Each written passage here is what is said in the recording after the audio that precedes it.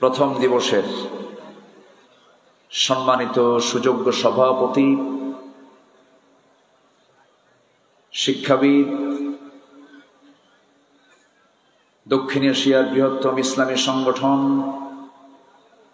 বাংলাদেশ জামাত ইসলামীর পাবনা জেলা শাখার সম্মানিত আমির, দারুল আমান ট্রাস্টের সম্মানিত চেয়ারম্যান জনাব অধ্যাপক আবু তালেব মন্ডল, আমার বাম পাশে উপবিষ্ট আছেন নন্দিত আলেমে দ্বীন, বিশিষ্ট ইসলামী চিন্তাবিদ, আটঘরিয়া উপজেলা পরিষদের সাবেক সফল এক্স চেয়ারম্যান মুহতারাম মাওলানা জহুরুল ইসলাম খান, আজকের এই প্রোগ্রামের সম্মানিত পরিচালক, পাবনা ইসলামী আলিম মাদ্রাসার ফাজিল মাদ্রাসার সম্মানিত সুযোগ্য প্রিন্সিপাল মহোদয় মুহতারাম মাওলানা হাফিজ মাওলানা ইকবাল হুসাইন হাফিজাহুল্লাহ, উপস্থিত হযরত উলামায়ে কেরাম, ফদলায়ে ইজাম, সুশীল সমাজ, জাতির শ্রেষ্ঠ সন্তান শিক্ষক মণ্ডলী, জাতির বিবেক সাংবাদিক বৃন্দ, প্রশাসনের দায়িত্ব নিয়োজিত কর্মকর্তা বৃন্দ, সামনে উপস্থিত দূরে কাছের বিভিন্ন স্থান থেকে ছুটে আসা কালেমার ঝান্ডাবাহী, তাওহীদের পতাকাবাহী, দ্বীন ইসলামের নর শারদুল বীর মুজাহিদ, প্রাণ প্রিয় সম্মানিত দ্বীনী ভাইরা, আড়ালে বসে আছেন শ্রদ্ধেয়া সম্মানিতা মা বোনেরা, আলোচনার সূচনায় আনুষ্ঠানিকতার মধ্য দিয়ে আমার পক্ষ থেকে আবারও দিল খোলা সালাম, আসসালামু আলাইকুম ওয়া রাহমাতুল্লাহি ওয়া বারাকাতুহু। সবাই কেমন আছেন? যে আমাকে প্রশ্ন করেছেন, দীর্ঘ 11 বছর পর, 11-12 বছর পর এই মাঠে আবারও দেখা হলো। এই তো একসাথেই তো বসে আছি, আলহামদুলিল্লাহ। মহান রব্বে করিমের দরবারে অশেষ শুকরিয়া যে মহান আল্লাহ সুবহানাহু ওয়া তাআলা সুস্থতার মতো শ্রেষ্ঠ নিয়ামতকে সাথে নিয়ে আবারও এমন একটি মুক্ত নিশ্চিন্ত পরিবেশে, মুক্ত মনে, মুক্ত পরিবেশে বসার সুযোগ আইন্নি আলা যিকরিকা ওয়া শুকরিকা ওয়া হুসনি ইবাদাতিকা। আমরা আল্লাহ তাআলার শুকর আদায় করে নিলাম। সম্মানিত হাজিরিন, আমি আলোচনার সূচনায় কোরআনে কারীমের গুরুত্বপূর্ণ একটি সূরা আল খুতবাতুন নারিয়াহ, আগুন ঝরানো বক্তব্য তিনি উপস্থাপন করেছেন। আমি তো এরকম গরম দিতে পারি না, কারণ আমার গায়ে তত শক্তিও নেই, মোটে কয়েক শটাক গোশত আছে। তো আমি ভাঙ্গাচুরা কিছু কথা বলবো, আমাকে সময় দেওয়া যাবে তো ইনশাআল্লাহ? আসুন আমরা মূল আলোচনার দিকে আস্তে আস্তে চলে যাচ্ছি। বলুন তো কোন সূরার নাম বলুন তো? সূরাতুল আহজাবের আমি 40 থেকে নিয়ে 48 পর্যন্ত এই কয়েকটা আয়াতে কারীম আমি তেলাওয়াত করেছি, যেখানে সম্পূর্ণ কথাগুলো এসেছে হলো আমার রাসূলকে নিয়ে, যে নবীর উপরে, যে রাসূলের উপরে এই কোরআন নাজিল হয়েছে। আল্লাহ পাক তার কিছু পরিচিতি, তার কিছু কাজ, তার কিছু দায়িত্ব আল্লাহ পাক তাকে বুঝিয়ে দিয়েছেন আয়াতগুলোর ভিতরে। হয়তো প্রতিটা আয়াতের পুরোপুরি হক আদায় করে আমি কথা বলতে পারবো না এই সংক্ষিপ্ত সময়ে, তবে চেষ্টা করব কিছু কথা বলার জন্য, ভাবার্থ তুলে ধরার জন্য। জোরে বলি ইনশাআল্লাহ। সম্মানিত হাজিরিন, আল্লাহ তাআলা যে কিতাব দিয়েছেন, এই কোরআন যদি না থাকতো, না আসতো, আমাদের সবচেয়ে প্রিয়জন যিনি, সে আল্লাহকে আমরা চিনতাম? সেই প্রিয়জনকে আমরা চিনতাম? আমি চিনেছি আল্লাহকে কোন কিতাব দিয়ে বলুন তো? কোরআন দিয়ে। আমি রাসূলকে চিনেছি কোন কিতাব দিয়ে? আমি জান্নাত জাহান্নামকে বুঝেছি কোন কিতাব দিয়ে? তাহলে এই কিতাব হচ্ছে আল্লাহ পাকের পক্ষ থেকে দেওয়া সবচাইতে বড় একটা নিয়ামত। এটা যদি না দিতেন আমরা কিচ্ছু জানতাম না, আমরা অন্ধ হয়ে থাকতাম। এই জন্য একটা সূরা আছে যে সূরার ভিতরে আল্লাহ পাক নিয়ামতের বহু বর্ণনা।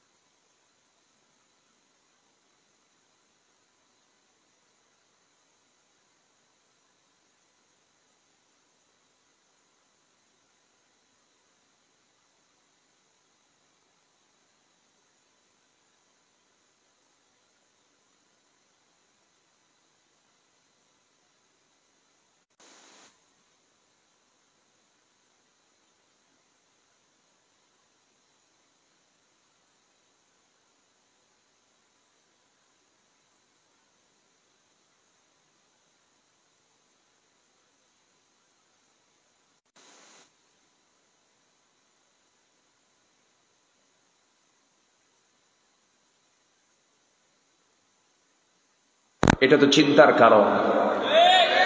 আমরা 25 বছর দেখেছি, কেউ 25 বছর চালিয়েছেন।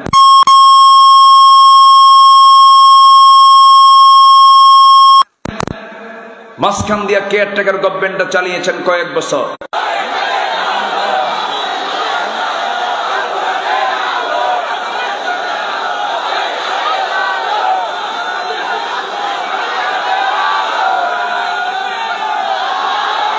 আল্লাহ কবুল করুন, জোরে বলি আমিন, আরো জোরে আমিন। যুগে যুগে যুগে যুগে যারাই ইসলাম কিনে ষড়যন্ত্র করেছে, মুসলিম জাতি কিনে ষড়যন্ত্র করেছে, তারাই গজবে পতিত হয়েছে। ফিলিস্তিনের গাজা আগুনে পুড়ছিল, ফিলিস্তিনকে জ্বলন্ত অগ্নিকুণ্ড বানিয়ে রেখেছিল যারা, সেই ক্যালিফোর্নিয়ার লস অ্যাঞ্জেলস এখন দাবানলে জ্বলতেছে। গোটা পৃথিবীর সকল উন্নত প্রযুক্তি খাটিয়েও এ আগুনকে নেভানো যাচ্ছে না। হলিউডের সব নায়িকাদের বাড়ি ওই জায়গায়। আল্লাহ কয় কিছু দিলাম, দেখ আমার ক্ষমতা কত দূর পর্যন্ত আছে। যারা ছিলেন 16 বছর তারা ভেবেছিলেন ইলাল মাউত, মৌত পর্যন্ত আমরা আছি, আমাদের ঠেকায় কে? কিন্তু একজন যে পিছনে রব আছেন, তিনি আমার কে? আসতে বলবেন না, তিনি আমার কে? অসম্ভবকে সম্ভব করতে পারেন কে? অনস্তিত্ব থেকে অস্তিত্ব দিতে পারেন কে? ওরা আলেমদেরকে বেইজ্জত করতে চেয়েছিল, আলেমদের বেইজ্জত করতে গিয়ে তারা ল্যাংটা হয়ে বিদায় হয়েছে। তাদের অস্তিত্ব নাই, এখন তারা ফেরেশতার মতো। ফেরেশতাও দেখা যায় না, ওদেরকেও দেখা যায় না, ঠিক কি না? কথা বলবো? আগ্রহ আছে, শোনার আগ্রহ আছে? জোরে বলি ইনশাআল্লাহ, জোরে বলি ইনশাআল্লাহ। এই জায়গায় আমাকে আসতে দেয়নি। এখানকার স্থানীয় যিনি জনপ্রতিনিধি, উনি আমার বিরুদ্ধে বিরুদ্ধচারণ করেছিলেন, বাজে কথা বলেছিলেন। পাবনার দই বাজারে একটা মাহফিল ছিল আমার, 2015 সালে আমাকে লক্ষ্য করে গুলি করা হয়েছে, মঞ্চ আগুন ধরিয়ে দেওয়া হয়েছে। যারা কোরআনের মঞ্চ আগুন জ্বালায় দেয় তারা কোনদিন বৈধ সন্তান হতে পারে না।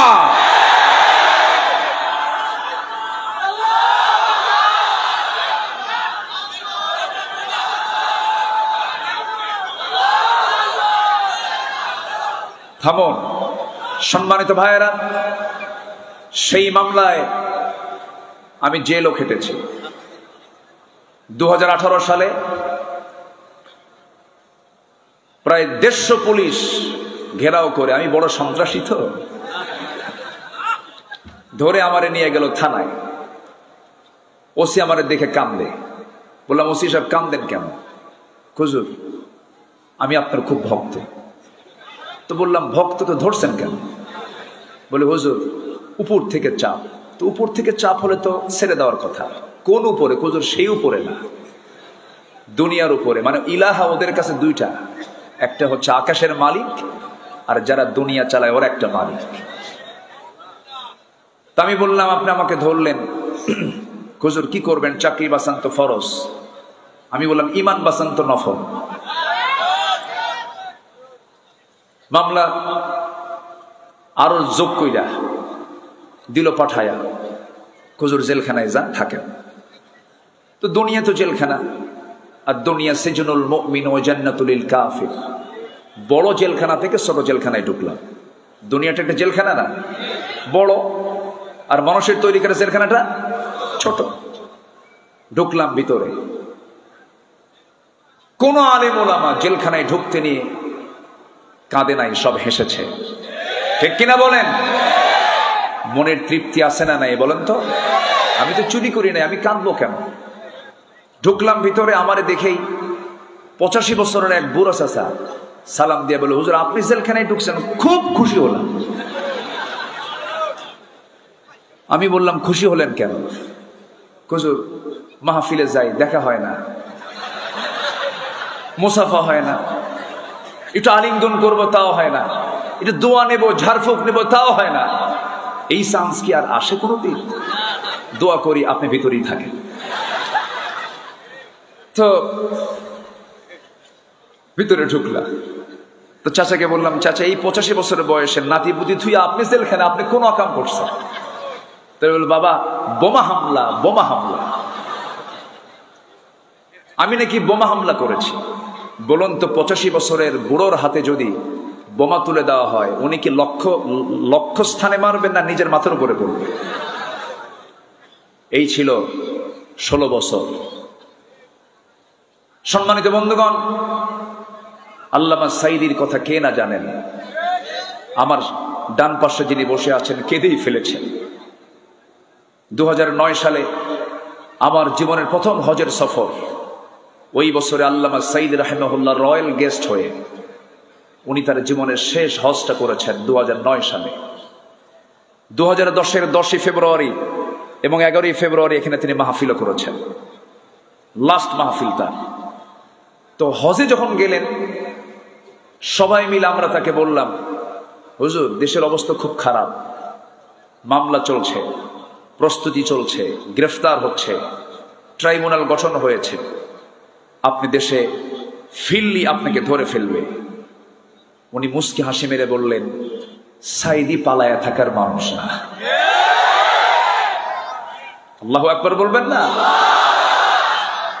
আমার দেশ, আমার জনগণ মানবেতর জীবন যাপন করবে, মাজলুম থাকবে, আর আমি আরামে ঘুমাবো? এই শিক্ষা আমার রাসূল দেন নাই। উনি ফিরে এসেছেন, ঠিকই জেলখানায় ঢুকেছেন, জীবনের শেষ বিদায়টা দিয়েছেন কান্না দিয়ে না হাসি দিয়ে? তিনি হেসেছেন, আমরা কেঁদেছি। সম্মানিত ভাইয়েরা, এই মাঠে, এই জায়গায় তিনি বসে ওয়াজ করেছেন। আমি নগণ্য, আমার সে যোগ্যতা নাই। আমি তো জানি আমার ইলম কদ্দুর, আমার কোন ইলম কালাম নাই। লা ইলমা লানা ইল্লা মা আল্লামতানা। আজকে তিনি যদি থাকতেন, আজকে এই মাহফিলের পরিপূর্ণ হক তিনি আদায় করতে পারতেন। যার মাহফিলে প্রথম দিন যত লোক হয়, দ্বিতীয় দিন আরো বেশি লোক হয়, তৃতীয় দিন আরো বেশি লোক হয়, চতুর্থ দিন আরো বেশি লোক হয়। কি এক বক্তৃতার জাদুঘর তিনি ছিলেন। আমরা শুধু তাফসীর মাহফিলে এই প্ল্যাটফর্ম থেকে প্রথমে তার জন্য দোয়া করে, আল্লাহ তুমি তার কবরটাকে জান্নাতের নূর দিয়ে মুনাফফার করে দাও। আরেকটা দাবি, আল্লামা সাইদি তার স্বাভাবিক মৃত্যু হয়নি। তাকে 13 আগস্ট জেলখানা থেকে চিকিৎসার নাম করে সুস্থ মানুষকে ধরে এনে হসপিটালে ভর্তি করায়া মেডিকেল বোর্ড তৈরি করে পরিকল্পিতভাবে দিল্লির প্রেসক্রিপশনে পয়জনিং করে তাকে হত্যা করা হয়েছে। তাফসীর মাহফিলের এই প্ল্যাটফর্ম থেকে সুস্পষ্ট ভাষায় জানান দিতে চাই, অবিলম্বে খুনিদেরকে প্রকাশ্যে ধরে চূড়ান্ত শাস্তি নিশ্চিত করা হোক। রাজি আছেন কারা কারা? হাত উঁচু করে দেখান মুসলমান।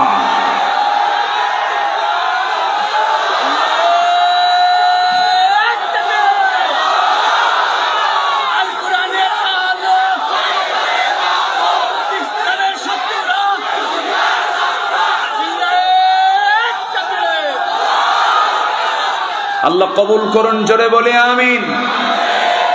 পূর্ব আকাশে সূর্য উদয় যেমন সত্য, আমার বিশ্বাস এই সবুজ ভূখণ্ড 55,000 বর্গ মাইলের এই সোনার বাংলাদেশে ইসলামী হুকুমত কায়েম হওয়া তেমনই সত্য।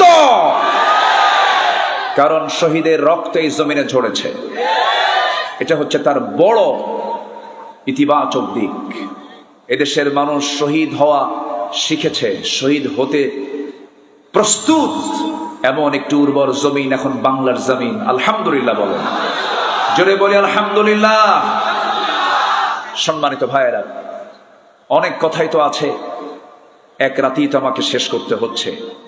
আসুন না আমরা সেই আলোচনার ধারার দিকে আস্তে আস্তে চলে যাই। কষ্ট হচ্ছে না তো আপনাদের? সম্মানিত হাজিরিন,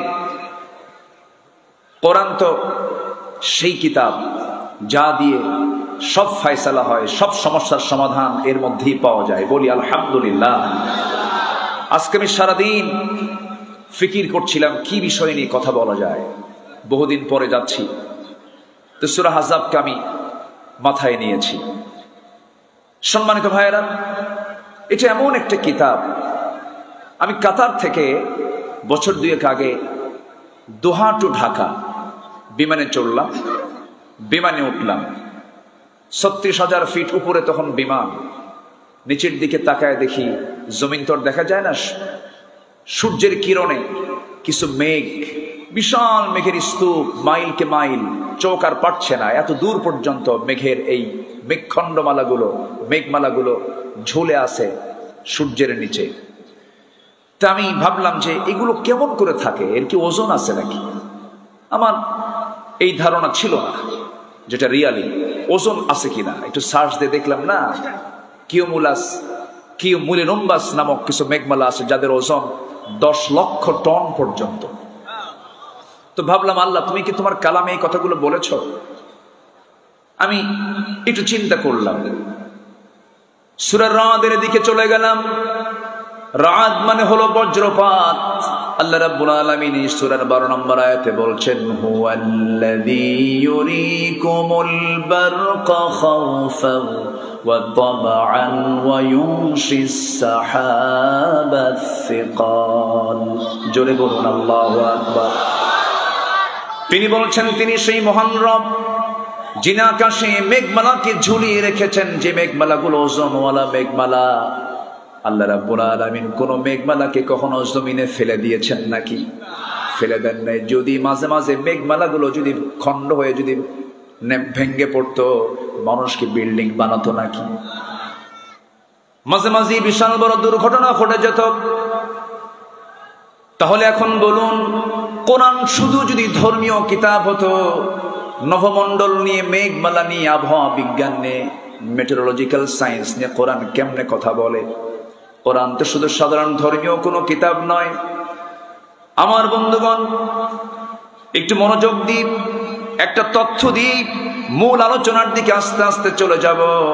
আমার বন্ধুগণ, আমরা যে স্থলভাগে বসবাস করি, স্থলভাগ বেশি না জলভাগ বেশি? স্থলভাগ না জলভাগ? জলভাগটাই বেশি। আমরা মানে ভূখণ্ডে আমরা আর কতটুকুই থাকি। সবচেয়ে বেশি প্রাণীর বিচরণ হলো সাগরে, সমুদ্রে।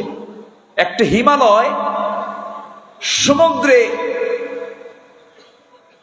একদম ইজিলি ঢুকে যাবে, ডুবে যাবে। একটা হিমালয় প্রশান্তে ডুবে যাবে। আল্লাহু আকবার বলে।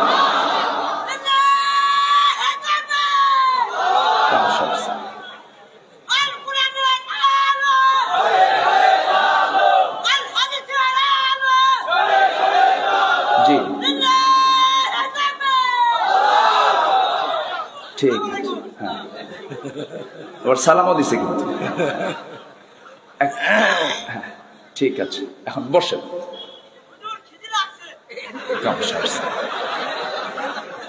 হেমায়তপুর তো কাছেই, তাই না?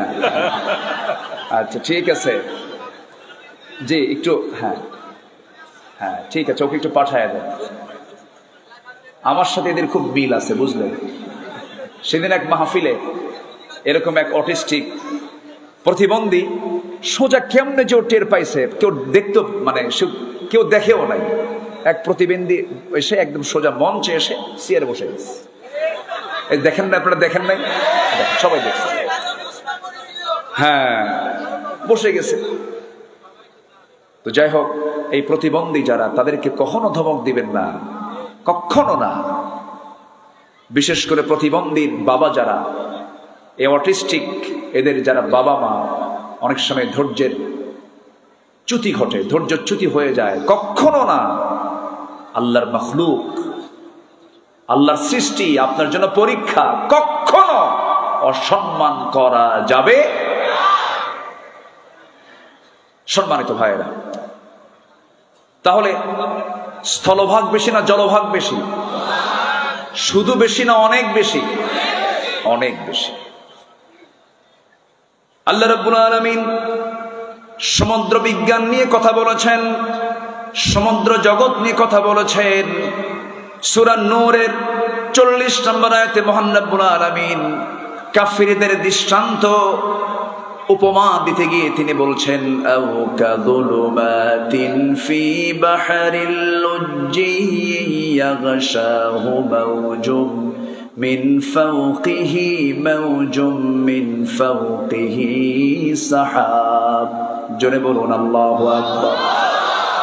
যুলুমাতুন বা'দুহা ফাওকা বা'দিন ইযা আখরাজা ইয়াদাহু লাম ইয়াকাদ ইয়ারাহা ওয়া মান লাম ইয়াজআলিল্লাহু লাহু নূরান ফামা লাহু মিন নূর। জোরে বলুন আল্লাহু আকবার। আল্লাহ রাব্বুল আলামিন যারা কাফির, যারা অবিশ্বাসী, তাদের এক্সাম্পল দিতে গিয়ে, উপমা দিতে গিয়ে বললেন, কাফিরদের উপমা এমন যেমন এক বিশাল গভীর সমুদ্রের তলের অন্ধকার, উপরে একটি তরঙ্গ ছেয়ে আছে, তার উপর আরেকটা তরঙ্গ, এবং এর উপরে ঘন কালো মেঘমালা, অন্ধকারের উপর অন্ধকার ছেয়ে আছে। এমনকি কেউ যদি তার হাত বের করে তবে সেটাও আদৌ দেখতে পাবে না, গভীর অন্ধকার। আল্লাহ যাকে আলো দেন, আল্লাহ যাকে আলো দেন না, তার জন্য কোনো আলো নাই। কার কথা? আল্লাহর কথা। কাফিরদের দৃষ্টান্ত দিচ্ছেন শুধু সমুদ্রের, সাধারণ কোন সমুদ্রের গভীর সমুদ্র নিয়ে নয়, গভীর সমুদ্রের তলদেশকে নিয়ে আল্লাহ রাব্বুল আলামিন কাফিরদের উপমা দিয়েছেন। এখানে তিনটা বিষয়। নাম্বার 1 হলো আধুনিক বিজ্ঞান অনুযায়ী সমুদ্রের গভীরে প্রতি 15-20 মিটার পর পর রংধনুর রংগুলো স্তরে স্তরে শোষিত হয়ে 200 মিটার গভীরতায় সমস্ত রং নিঃশেষ হয়ে যায়। আর 1000 মিটার গভীরে দুর্ভেদ্য নিবিড় এক অন্ধকার বিরাজ করে। এতটাই অন্ধকার যে কেউ যদি তার হাত বের করে তবে সে হাত আদৌ দেখতে পাবে না। এই জন্য আল্লাহ রাব্বুল আলামিন সুন্দর করে ওই এক্সাম্পলটাই দিয়েছেন, যুলুমাতুম বা'দুহা ফাওকা বা'দিন ইদা আখরাজা ইয়াদাহু লাম ইয়াকাদ ইয়ারাহা। জোরে বলুন আল্লাহু আকবার। কেমন করে নবীর পক্ষে সম্ভব এমন তথ্য দেওয়া? আরেক জায়গায় বলছেন, এরপরই বলছেন ইয়াগশাহু মাওজুম মিন ফাওকিহি মাওজুন, এর মাঝেও আরেকটা তরঙ্গ আছে যাকে বিজ্ঞানের ভাষায় বলা হয় ইনার ওয়েভস, যা খালি চোখে দেখা যায় না। কেবলমাত্র পানির লবণাক্ততা এবং ঘনত্বের পার্থক্য পরীক্ষা করেই এর অস্তিত্ব নিরূপণ করা সম্ভব। অথচ এই আশ্চর্য রহস্যময় তথ্য মহান আল্লাহ কোরআনে 1500 বছর আগে বিশ্ববাসীকে জানায় দিয়েছেন। জোরে বলি সুবহানাল্লাহ। আয়াতের শেষ অংশে আল্লাহ রাব্বুল আলামিন বলছেন, وَمَن لَّمْ يَجْعَلِ اللَّهُ لَهُ نُورًا فَمَا لَهُ مِن نُّورٍ। আল্লাহ যাকে নূর দেন না সে কখনো নূর, তার জন্য কোনো নূর নাই। আধুনিক সমুদ্র বিজ্ঞান বলছে সমুদ্রের গভীরতায় বিশেষ কিছু প্রাণী আছে যাদের কোনো দৃষ্টি শক্তি নাই। তারা তাদের ল্যাটারাল লাইন অর্গান ব্যবহার করে ওই পরিবেশে নেভিগেট করে, যা মহান আল্লাহ রাব্বুল আলামিনের এক অশেষ নিদর্শন। আমার বন্ধুগণ, এই যে চমৎকার সমুদ্র জগৎ নিয়ে কাফেরদের দৃষ্টান্ত দিয়েছেন, 1500 বছর আগে কোনো মানুষের পক্ষে সম্ভব নয়। একমাত্র কোরআন নাজিল করেছেন তিনি আমার কে। আসতে বলবেন তিনি আমার কে। এই আয়াতটি দেখে সামুদ্রিক ভূতত্ত্ববিদ্যায় বিশ্ববিখ্যাত বিশেষজ্ঞ জেদ্দার বাদশাহ আব্দুল আজিজ ইউনিভার্সিটির একজন অধ্যাপক দুর্গা রাও, তিনি বলেছেন 1400 বছর পূর্বে, 1500 বছর পূর্বে একজন স্বাভাবিক মানুষের পক্ষে এমন বিস্ময়কর ঘটনাসমূহের এরূপ সুবিস্তারিত বর্ণনা দেওয়া কোনো ক্রমেই মানুষের পক্ষে সম্ভব নয়। অবশ্যই এই কিতাবটা নাজিল করেছেন তিনি আমার কে। আসতে বলবেন তিনি আমার কে। কোরআন শুধু নামাজের কথা বলে না, কোরআন শুধু রোজার কথা বলে না, কোরআন শুধু রাজনীতির কথা বলে না, কোরআন পৃথিবীর সকল সমস্যার সমাধানের কথা বলে, ঠিক কি না? এর মধ্যে সব কিছু আছে। আমি কি আলোচনা চালাবো? 2-1 করে ওঠেন কেন? হ্যাঁ, কষ্ট হচ্ছে আপনাদের? আলোচনা একটু চালাই, আমাকে সুযোগ দেন। আপনি যদি ওঠেন আমি তো আলোচনা হারিয়ে ফেলবো। ফজর নামাজ পড়ে যাবেন। যাক, কিছু লোক এরকমও পাইছে। বলি আলহামদুলিল্লাহ, জোরে বলি আলহামদুলিল্লাহ, যে এই হাজার হাজার মানুষের ভিতরে কিছুটা হাজত থাকতেই পারে। অনেক আগে বসেছেন, অনেকে উঠছেন, কিন্তু আমি চাবো, আমার রেসপেক্ট হচ্ছে সবাইকে নিয়ে শেষ পর্যন্ত থেকে এই যে মজলুম লোকগুলো দুনিয়া থেকে বিদায় নিলেন, তাদের জন্য একটু দোয়া করার দরকার কি আছে না ভাই? আসতে বলবেন না, আছে না ভাই? আছে। তাদের জন্য দোয়া হলো, আমার জন্য দোয়া হলো। সবাই বসুন, একটু আমরা সময় নিয়ে আমি 10টা পয়েন্ট আমি একটু কথা বলবো। জোরে বলি ইনশাআল্লাহ, জোরে বলি ইনশাআল্লাহ। রাসূলের আদর্শে, আখিরাতের পথ এবং পাথেও মূলত আমরা এই দুনিয়াতে এসেছি, কিন্তু আমাদের মূল জায়গা কি দুনিয়া না আখিরাত? আসতে বলবেন না, দুনিয়া না আখিরাত? আখিরাত। আখিরাতকে ভালো করার জন্য দুনিয়াতে কিছু কাজ করে যেতে হবে, এবং সেই কাজের জন্য যিনি আমাদের মডেল তিনি হচ্ছেন মুহাম্মদুর রাসূলুল্লাহ। মুহাম্মদুর রাসূলুল্লাহ। আল্লাহ রাব্বুল আলামিন বলেন, لقد كان لكم في رسول الله أسوة حسنة لمن كان يرجو الله واليوم الآخر وذكر الله كثيرا جربون الله أكبر سورة الأحزاب 21 নম্বর আয়াত আল্লাহ রাব্বুল আলামিন বলেন, তোমাদের জন্য রাসূলের মধ্যে রয়েছে চমৎকার আদর্শ। যারা আল্লাহ এবং আখিরাতের প্রতি যারা আশা রাখে, আল্লাহকে যারা বেশি স্মরণ করে, তাদের জন্যই রয়েছে তার মধ্যে আদর্শ। অতএব আদর্শ খোঁজার জন্য 1000 জন খুঁজবো না, একজনকে খুঁজবো। বলেন একজন, তিনি কে? মুহাম্মদুর রাসূলুল্লাহ। মুহাম্মদুর রাসূলুল্লাহ।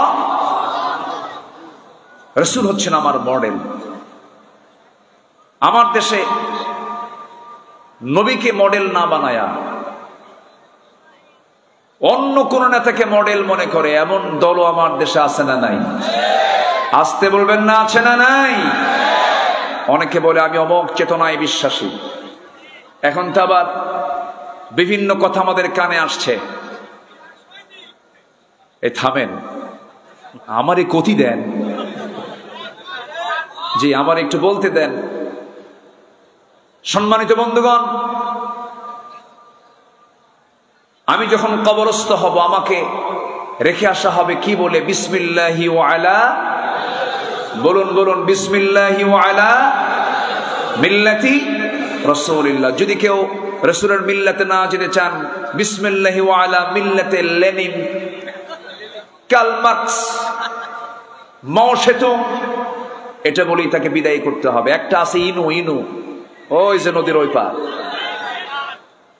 এটা তো এখন ভিতরে মনে হয় এটা গেছে। এখন তো আর দেখেন কোন জঙ্গি নাটক কিন্তু আর নাই।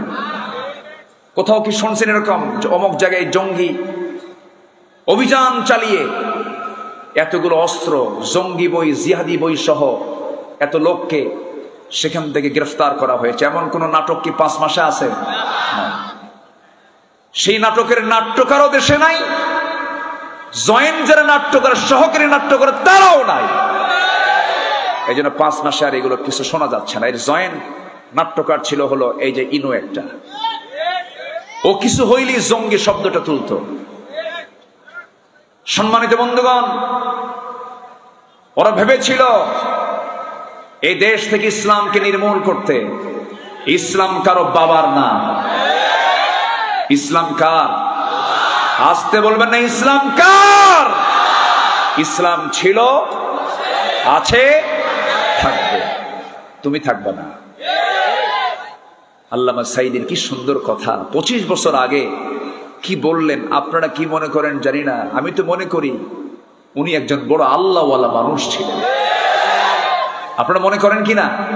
আল্লাহু আকবার। 25 বছর আগের কথা। গোড়ায় ঝাঁকি দেব, গোড়ায় নাড়া দেব, মামু বাড়ি দিল্লি গিয়ে পড়বা। সোজা কোথায় গিয়ে পড়ছে? কোথায় গিয়ে পড়ছে? এমন একটি সময় আসবে পালানোর জন্য একটি ইঁদুরের গর্ত খুঁজে পাবা না। বিচারপতি মানিক, কালা কইলেন না, কালা তো আল্লাহই বানায়। এই মানিক রে বিছানা দেয় নাই। সিলেটবাসীকে ধন্যবাদ, কলার পাতা দিয়েছিল। পরের দিন কোর্টের হাজিরা, কোর্টে তুলতে নিয়ে সিলেটবাসী খুব ভালো আপ্যায়ন করেছে। একদম 2 বিছে আউট করে খাসি বানায় দিয়েছে। যা কি কথা বোঝেন নাই? কথা বোঝেন নাই? নেত্রী হেলিকপ্টার অপেক্ষা করছেন, দরবেশকে নিয়ে যাবেন। দরবেশ নাই। কয়েকদিন পর তার মুখের দাড়িও নাই, মাথার চুল কালো, পাঞ্জাবি খুইলা গেঞ্জি পড়ছে, পাজামা খুইলা লুঙ্গি পড়ছে, যেন তারা কেউ না আসেনে। আবার ভুল করে নৌকায় চড়ছে। ভুল করে কই চড়ছে? নৌকা। নৌকায় চড়ে কি আর পার পেতে পারে? কোস্টগার্ড ধরে ফেলেছে। সাথে ছিল আইনমন্ত্রী। আইনমন্ত্রীকে কোস্টগার্ড বলে, স্যার আপনাকে চিনছি, আমি থানায় চলে। আইনমন্ত্রীকে, আমি কি একা আসছি? আমি তো জামাতের সাথে আসছি। কিসের সাথে? হ্যাঁ, উপায় নাই তো। কে? কই যে বসে আছে মাথা, ওই যে বসে আছে, মাথার চুল কালো, মুখে দাড়িও নাই, লোকটা গেঞ্জি পরা, লুঙ্গি পরা, লোকটা কে? ভালো করে দেখো, ওটাই দরবেশ। ওরা চেয়েছিল আলেমদেরকে বেইজ্জত করতে, আল্লাহ ওদেরকে লাঞ্ছিত করে ছেড়েছেন।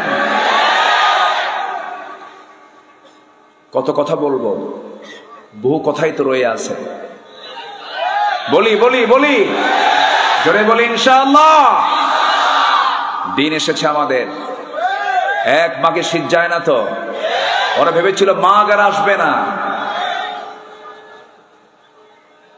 সম্মানিত বন্ধুগণ, তাহলে সব আদর্শ মাইনাস, আমার আদর্শ একজন, তিনি কে? মুহাম্মাদুর রাসূলুল্লাহ। মুহাম্মাদুর রাসূলুল্লাহ।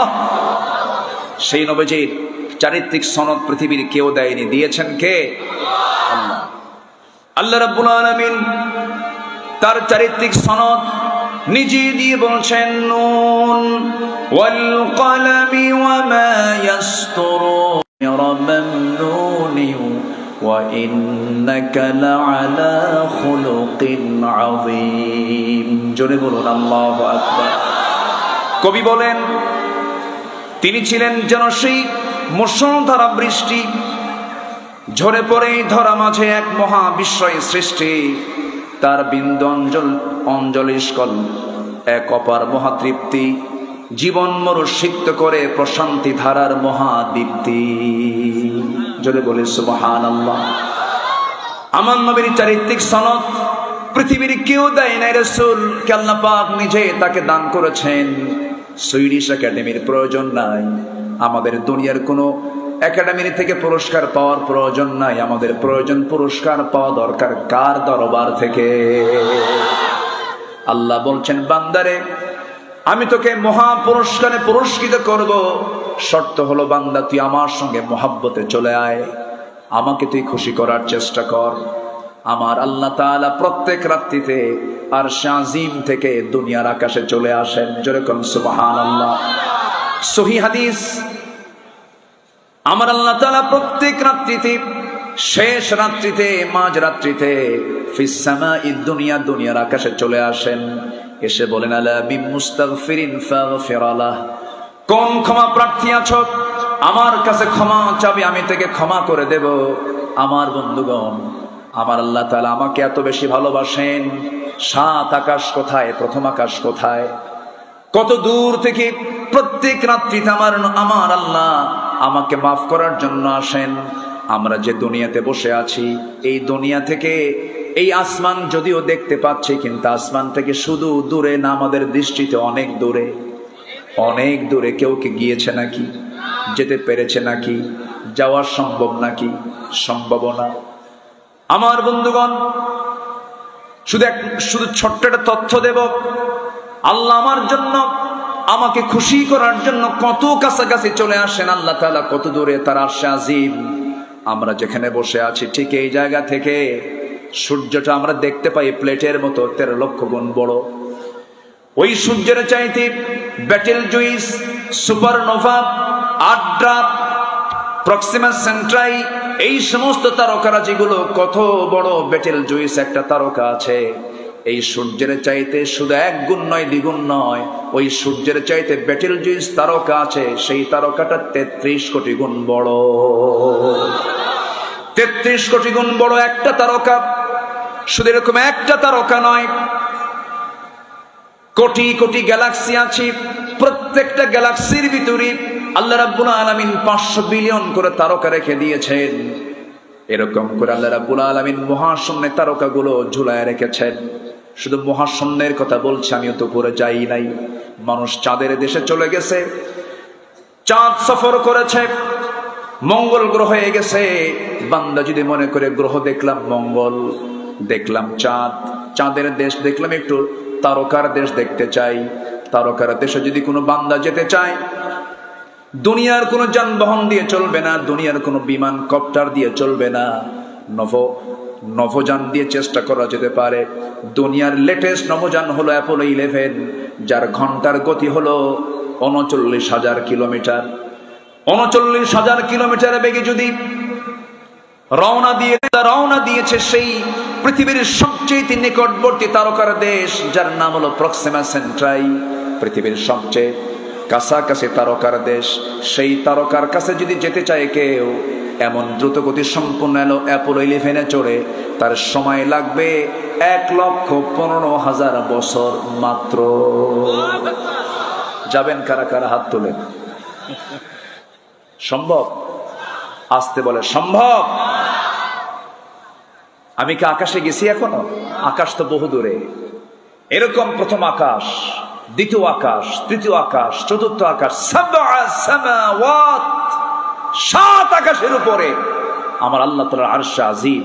সেখান থেকে প্রত্যেক রাত্রে আমাকে আপনাকে মাফ করার জন্য প্রথম আকাশে চলে আসেন। তাহলে কি তাহাজ্জুদের দরকার আছে? আসতে বলে আছে, আরো জোরে বলেন আছে।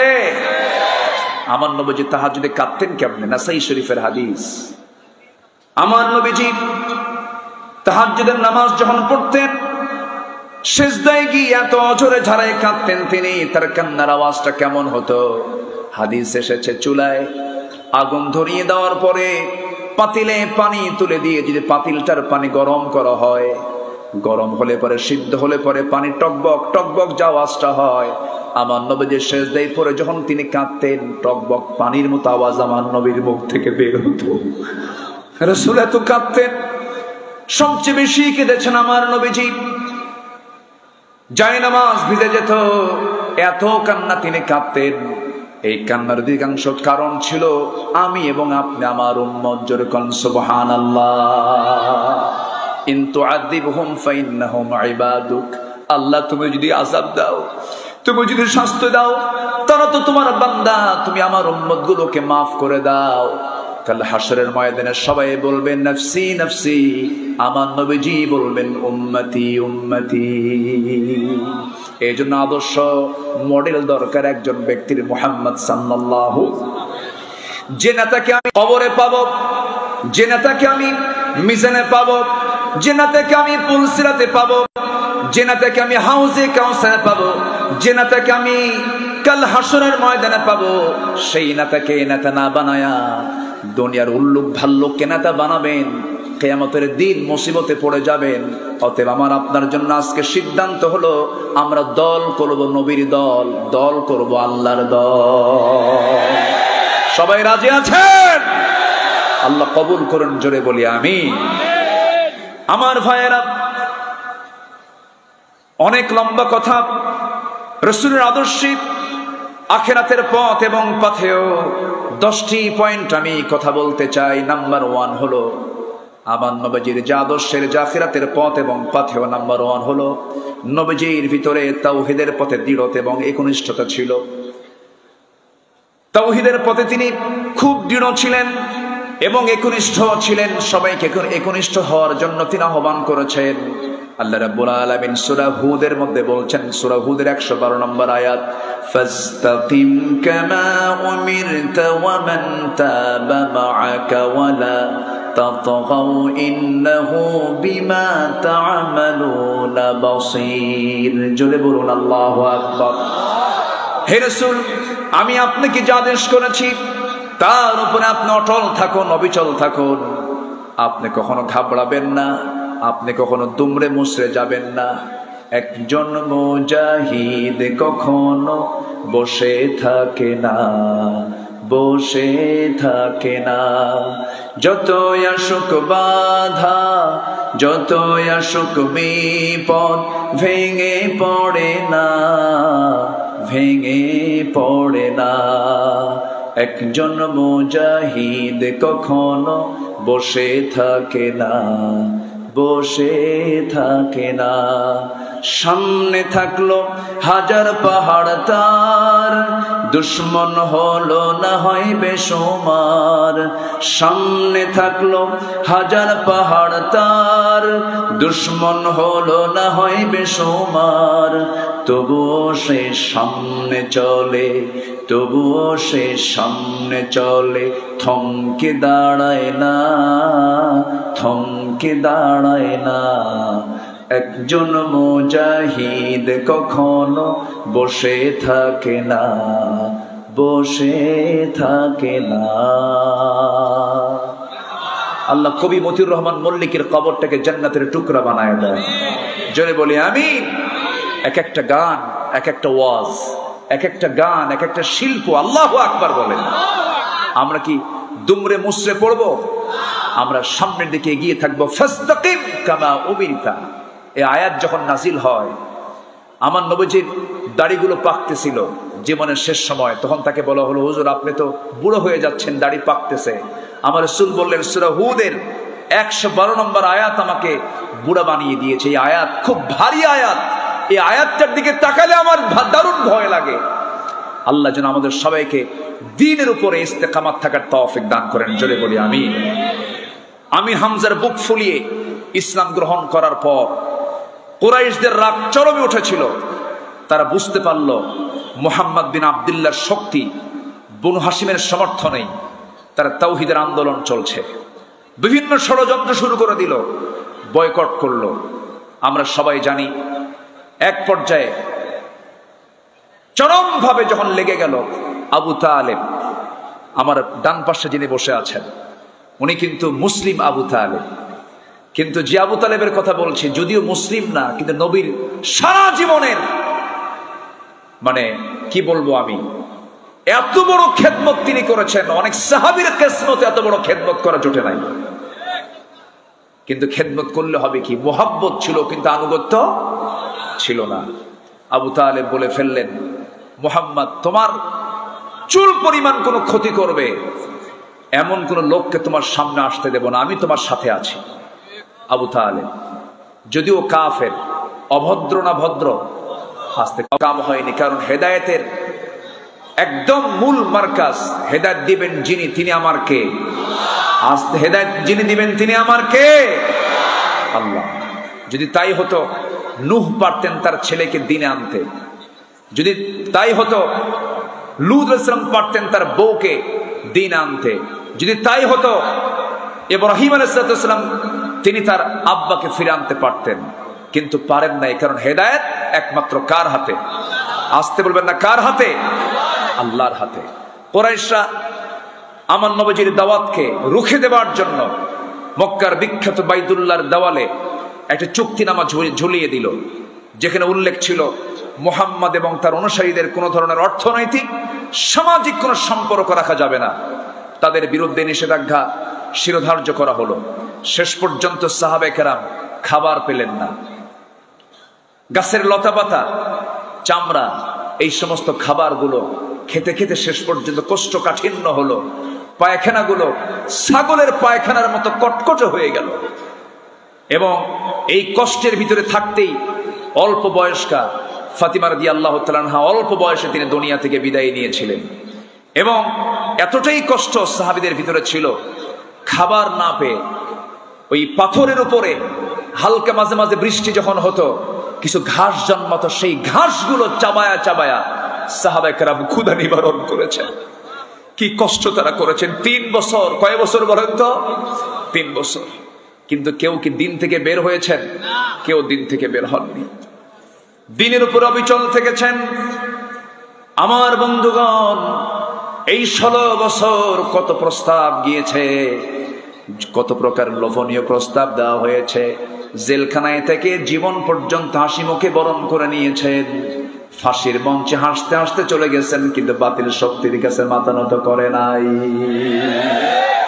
এই চেতনা পেয়েছেন তাদের কাছ থেকে, সাহাবীদের কাছ থেকে। চেতনা তারা লালন করে তারা শাহাদত বরণ করেছেন। আমার বন্ধুগণ, নাম্বার 1 চলে গেল। নাম্বার 2 হলো নবীর আদর্শের মধ্যে ছিল আখলাকের পরিপূর্ণতা।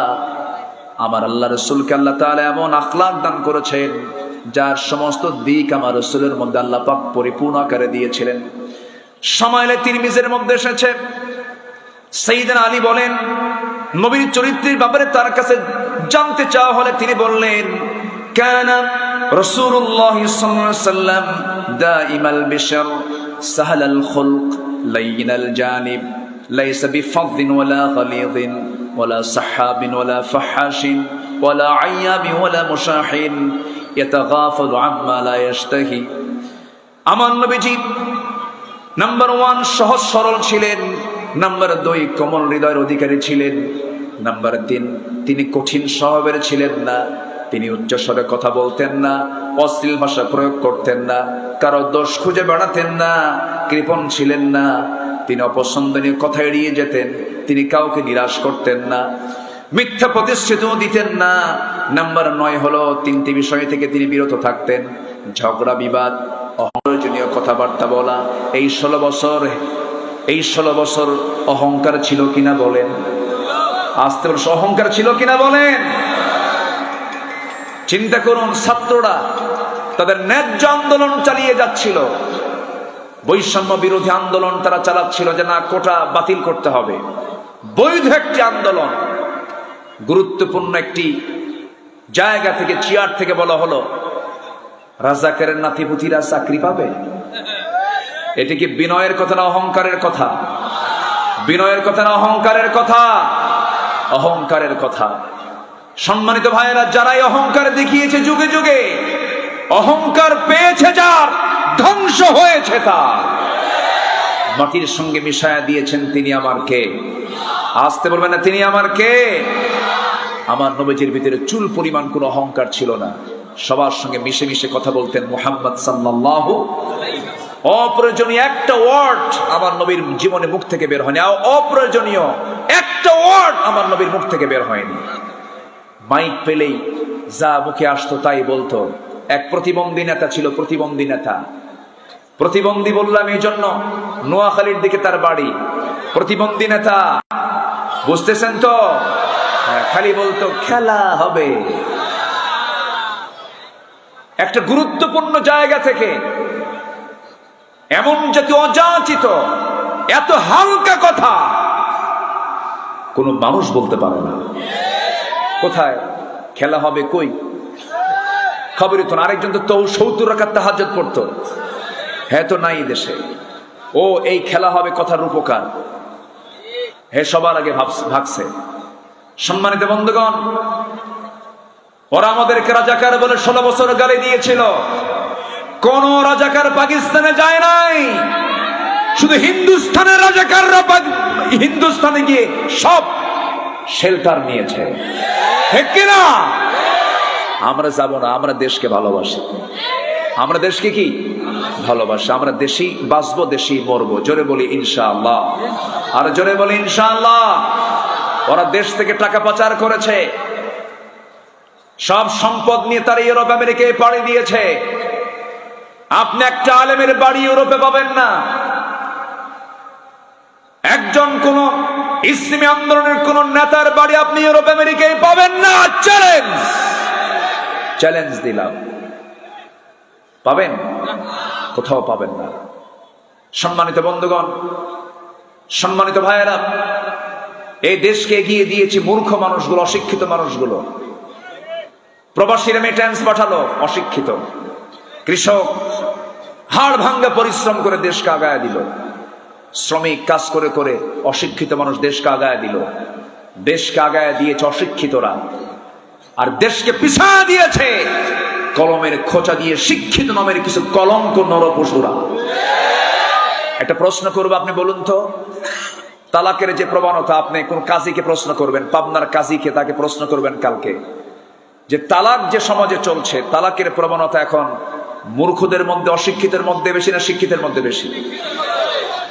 তাহলে যে শিক্ষার ফলাফল সংসার ভাঙ্গে, ওই শিক্ষা না হয় ভালো। আমার দাদারাই ভালো ছিল, কি ঠিক কিনা বলেন? তাহলে শিক্ষা ব্যবস্থার মধ্যে ত্রুটি আছে না নাই? ঝামেলা আছে না নাই? ওরা দিল্লির প্রেসক্রিপশন দিয়ে এই দেশে শিক্ষানীতি চালু করেছিল। ওই শিক্ষানীতিকে আমরা উল্টায় দিয়ে আমরা চাই প্রত্যেক শিক্ষার সাথে কোরআন এবং হাদিস শিক্ষাকে বাধ্যতামূলক করে দিতে হবে।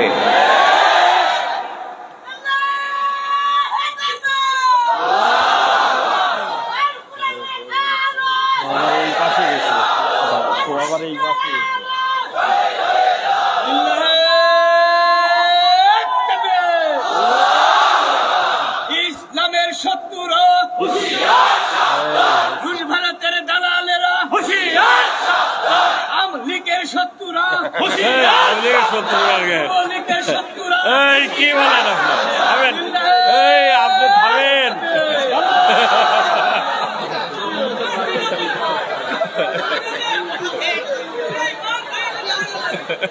উদ্দেশ্য ঠিক আছে, কিন্তু স্লিপ টাং হয়ে গেছে।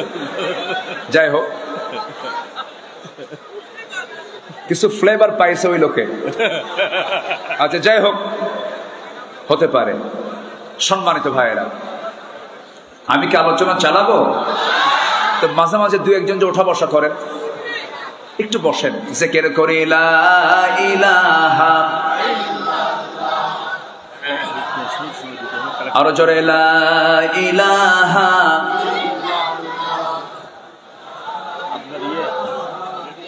আরো জোরে লা ইলাহা সুবহানাল্লাহ আলহামদুলিল্লাহ লা ইলাহা ইল্লাল্লাহ মুহাম্মাদুর রাসূলুল্লাহ সাল্লাল্লাহু আলাইহি ওয়াসাল্লাম। নাম্বার 3 হলো তওবা এবং ইস্তেগফার। তওবা করব কার কাছে? আসতে বলেন, তওবা করব কার কাছে? আল্লাহর কাছে। মাফ চাবো কার কাছে? আমাদের কান্নার জায়গা 2 না 1? কার কাছে কাঁদবো আমরা? কিন্তু কিছু যুবক আছে মেয়ের জন্য কান্দে, যুবতীর জন্য কান্দে। এরকম কিছু যুবক আছে না নাই? পাবনাতেও আছে না নাই? আচ্ছা, একটু বসুন, রাত তো খুব বেশি হয়নি, একটু ধৈর্য ধরে আর কিছু সময় একটু মাহফিলের হক তো আদায় করতে হবে আপনাকেও।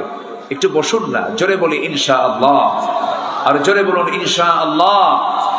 আমি ধমক দিতে চাচ্ছি না, একটু মোহাব্বত নিয়ে বলছি, দয়া করে দয়া করে দয়া করে আমি করজোরে মিনতি জানাচ্ছি। আর একটা লোকও এর পরে আর নড়বেন না। আমি খুব অল্প সময় শেষ করব, শুধু পয়েন্টগুলো আমি সামারাইজ করে বলার চেষ্টা করছি। একটু বসুন, একটু। জি, আমরা মাফ চাইবো কার কাছে? আল্লাহর কাছে। মাফ করার জন্য একজনই আছেন, তিনি আমার কে? কাঁদলে পরে ফলাফল পাওয়া যাবে একজনের কাছে, তিনি আমার কে? আপনি কোনো ব্যক্তির কাছে কাঁদবেন, বলবে ও ধান্দায় কান্দে, কোন একটা লক্ষ্য ওর আছে, এই জন্য কান্দে।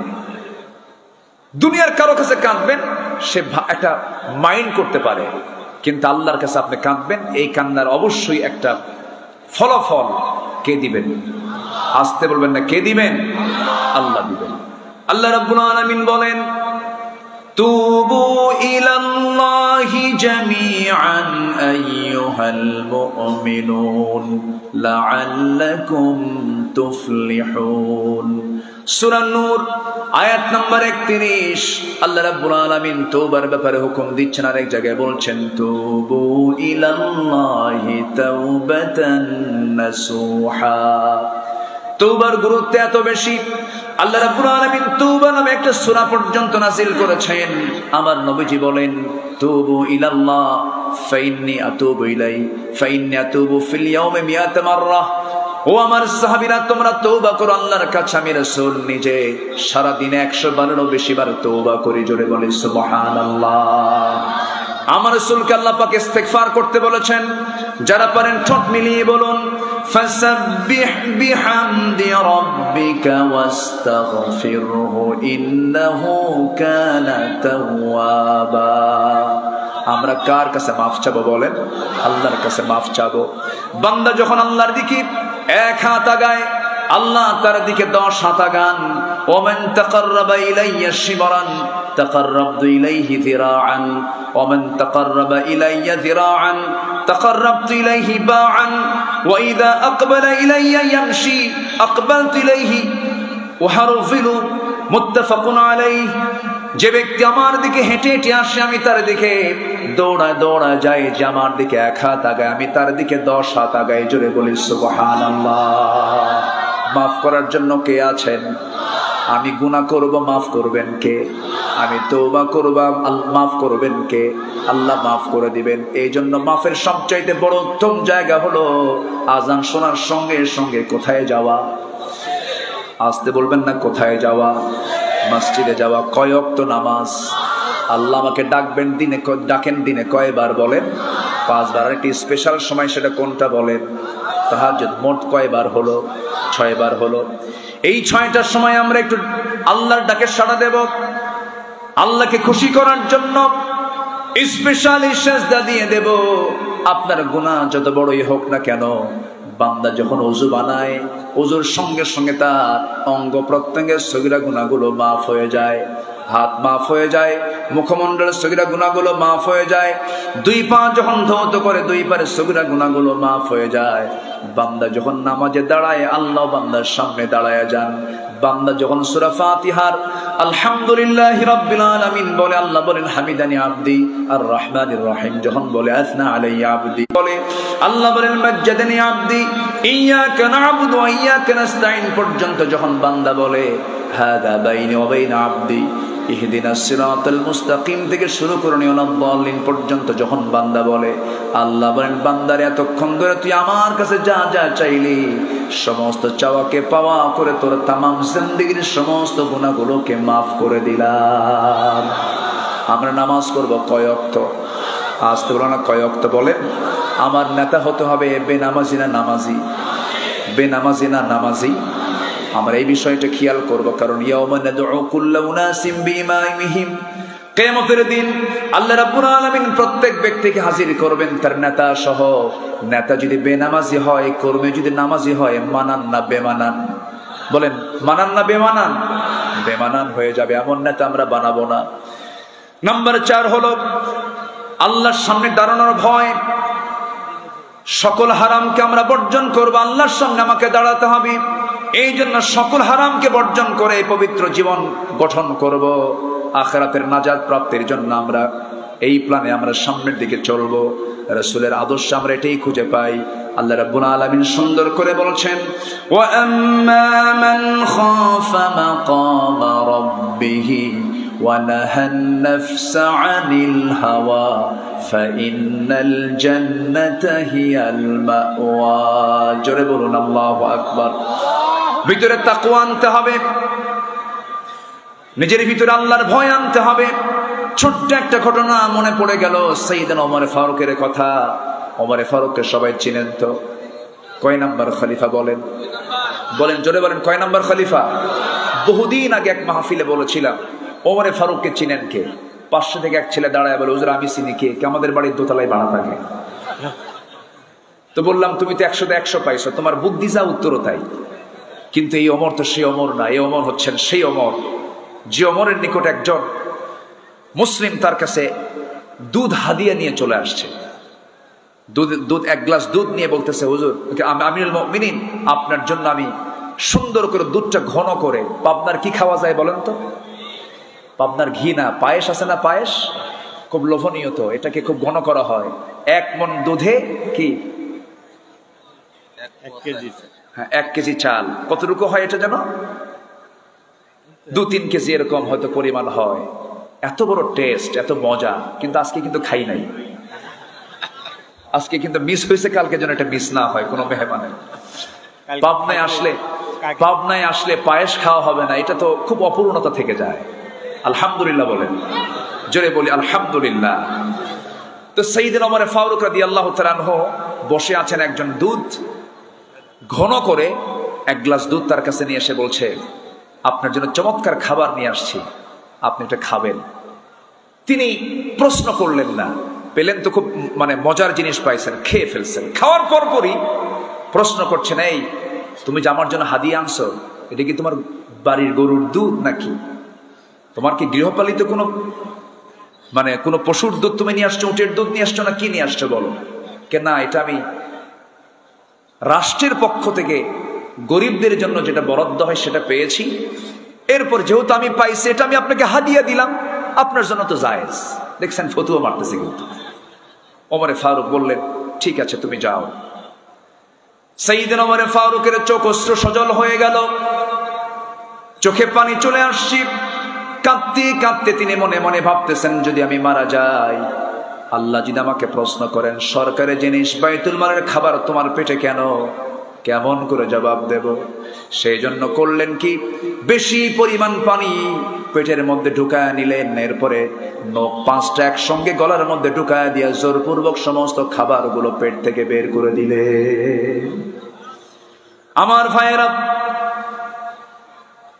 সাইয়েদনা ওমর ফারুক রাদিয়াল্লাহু তাআলা আনহু রাষ্ট্রের মধু নিয়ে এসেছেন। 4 ভাগ করবেন, 5 ভাগ করবেন, 1 ভাগ তিনি নেবেন আর 4 ভাগ প্রতিবেশী নেবেন।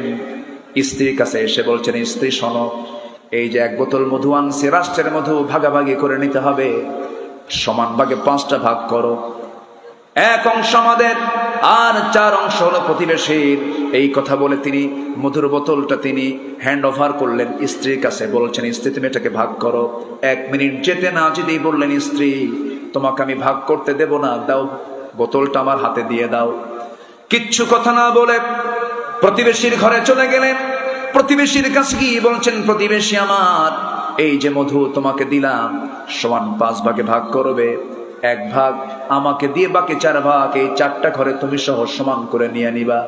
তিনি তার অংশের মধুটুকু নিয়ে বউয়ের কাছে এসে বলছেন, বউ আমার, আমি তোমার কাছে একটু লজ্জাবোধ হচ্ছে, আমার তোমার কাছে মধুর বোতল দিয়েছিলাম, আবার ফেরত নিয়েছিলাম, মন খারাপ হতেই পারে, কিন্তু আমি কি তোমাকে ট্রাস্ট করি, আমি তোমাকে বিশ্বাস করি, আমি রাষ্ট্র চালাই, তুমি আমার পরিবার চালাও, বাচ্চাদের রান্না বান্না করে দাও, বিশাল বড় খেদমত তুমি আমার পরিবারের জন্য করো, আমার সন্তানদের তুমি মা, আমি তোমাকে সম্মান করি।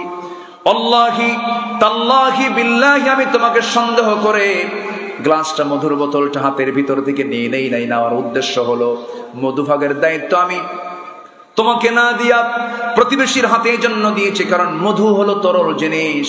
তুমি যখন এটাকে মাপতে যাবে, ভাগ করতে যাবে, যতই তুমি সমান ভাগে ভাগ করো না কেন, তরল মধু হওয়ার কারণে, লিকুইড হওয়ার কারণে কিছু মধু তোমার হাতে লেগে যাবে। সেটা 1 ফোঁটা হোক, 2 ফোঁটা হোক, 3 ফোঁটা হোক না কেন, 1 ফোঁটা, 2 ফোঁটা, 3 ফোঁটা মধু আমাদের ভাগে বেশি আসুক, এটা চাই নাই মনে করে মধুভোগের দায়িত্ব আমি অন্যের কাঁধে চাপায় দিয়েছি। জোরে বলি সুবহানাল্লাহ, আরো জোরে বলি সুবহানাল্লাহ। ঘোড়া কিনতে গেছেন ওমর ফারুক রাদিয়াল্লাহু তাআলা আনহু। তিনি তখন স্টিল খলিফাতুল মুসলিমিন, 40টা রাষ্ট্রের তিনি রাষ্ট্রপ্রধান। চলে গেছেন ঘোড়া কেনার জন্য। ঘোড়া কিনেছেন, ঘোড়াওয়ালার কাছ থেকে টাকা পয়সা দিয়ে দিয়েছেন, ঘোড়াও কিনে নিয়েছেন, দেখে শুনে নিয়েছেন। ঘোড়ার পিঠে চড়ে তিনি বাড়িতে চলে আসবেন। আগের যুগে মানুষ ঘোড়া কিনতে যেত, যেমন আজকের যুগে হোন্ডা কিনতে যায়, গাড়ি কিনতে যায়। আগের যুগে কি কিনতে যেত? ঘোড়া কিনতে যেত। ঘোড়া কিনে বাড়িতে ফিরে আসতেছেন। বাড়িতে আসার আগেই তার ওই ঘোড়ার 4টা পা অকেজ হয়ে পড়ে গেছে। উনি মনে মনে চিন্তা করলেন, ঘোড়াওয়ালা আমাকে কেমন বড় ঠকান ঠকালো, ঘোড়া তো অচল ঘোড়া, অসুস্থ ঘোড়া দিয়েছে। ফেরত চলে গেলেন। ফেরত গিয়ে বললেন, ও ঘোড়াওয়ালা, তুমি আমাকে কেমন করে ঠকালে কেন? অচল ঘোড়া আমাকে দিলে কেন? এই ঘোড়া আমি নেব না, তুমি ফেরত নিয়ে নাও। ঘোড়াওয়ালা বলছে, আমিরুল মুমিনিন, আমার জানা মতে আমি আপনাকে অচল ঘোড়া দেই নাই। আপনার কাছে চলে যাওয়ার পর ঘোড়া অচল হয়ে গেছে, অসুস্থ হয়ে পড়েছে। ওমরে ফারুক ধমক দিয়ে বলছেন, তুমি কি আচরণটা আমার সঙ্গে করতে পারলে? কেমন করে? এই ঘোড়া আমি নেব না, তুমি ফেরত নিয়ে নাও। ঘোড়াওয়ালা মুস্কি হাসি মেরে বলছে, আমিরুল মুমিনিন, আমার কথাও ঠিক নাই, আপনার কথাও ঠিক নাই। আমি যতই তর্ক করবো, আপনি যতই তর্ক করবেন, এখানে কোনো ফয়সালা আসবে না। চলুন, এই ঘোড়াটা ফেরত নেব কি ফেরত নেব না, এটার ফয়সালা আদালত করবে, কোর্ট করবে। একজন সামান্য ঘোড়াওয়ালা শাসকের ব্যাপারে এমন বড় কথা বলতেছে। সেই দেশের বিচার, সেই দেশের আইনটা কত স্বাধীন ছিল, এর একমাত্র কারণ ছিল ওমর সমাজে চালু করেছিলেন কিসের বিধান। সাইয়েদনা ওমর ফারুক রাদিয়াল্লাহু তাআলা আনহু কিচ্ছু বললেন না। ঠিক আছে ঘোড়াওয়ালা, তুমি যেহেতু বিচার চাচ্ছ, আদালতে যেতে চাও, আমি আদালতে চলে যাব। আদালতে তিনি যেতে প্রস্তুতি নিয়ে নিলেন, চলে গেলেন। আদালত চত্বরে ঢুকে ভিতরে, যখন আদালতের ভিতরে ঢুকেছেন, খলিফাতুল মুসলিমিনের অধীনে চাকরি করে বিচারের চেয়ারে বসে থাকে, এমন বিচারপতির সামনে বসে আছে। ওমরে ফারুক সামনে যাওয়া মাত্রই বিচারপতির চেয়ার থেকে দাঁড়ায় গেছে। আমিরুল মুমিনিন, আপনার মতো ব্যক্তি এই জায়গায় কেন, কি হয়েছে বলুন? তিনি বলছেন, বিচারপতি আমি ওমর, আমাকে দেখে আজকে বিচার করা যাবে না। ইন্নাল্লাহা ইয়া'মুরু বিল আদল, ইন্নাল্লাহা ইয়া'মুরুকুম বিল আদল। আদলটাকে ঠিক রেখে বিচার করবে। ঘোড়াওয়ালার কথা শোনো, আমার কথা শোনো, সঠিক রায় যেটা হবে সেই রায়টাই তুমি দিয়া দিবা।